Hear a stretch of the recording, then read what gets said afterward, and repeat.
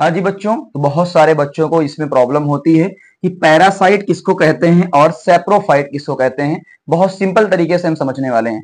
सबसे पहले हम समझते हैं सैप्रोफाइट। देखो, सैप्रो में बात आती है सड़े गले की। किसकी बात आती है?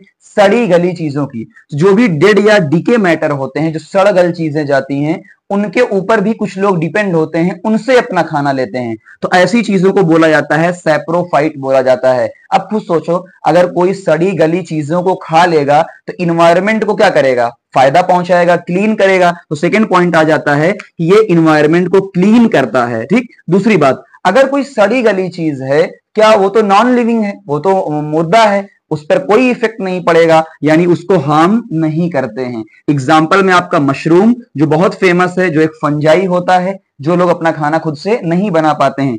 ईस्ट होता है या फिर कुछ बैक्टीरिया होते हैं। अब इसी के उल्टा समझ लेते हैं कि पैरासाइट क्या होता है। देखो, पैरासाइट क्या होता है, हमारी बॉडी के अंदर भी कुछ केचुआ यानी टेप वार्म रहते हैं। कई बार हमें जोंक पकड़ लेती है, तो ये खून या खाना पीना हम सब से लेते हैं, और हम सब क्या है? लिविंग है। तो यानी ये हम पर डिपेंड होते हैं, लिविंग चीजों पर डिपेंड होते हैं। और अगर हम पर डिपेंड होते हैं तो हमें नुकसान भी पहुंचाएंगे, क्योंकि हमसे खाना लेते हैं। इसका मतलब यह है ये हॉस्ट को यानी हम सबको नुकसान पहुंचाएंगे, और इनका इन्वायरमेंट पे कोई इफेक्ट नहीं पड़ता। भाई, हमसे खून लिया, हमसे खाना लिया, तो इन्वायरमेंट को कोई नुकसान नहीं पहुंचाते हैं।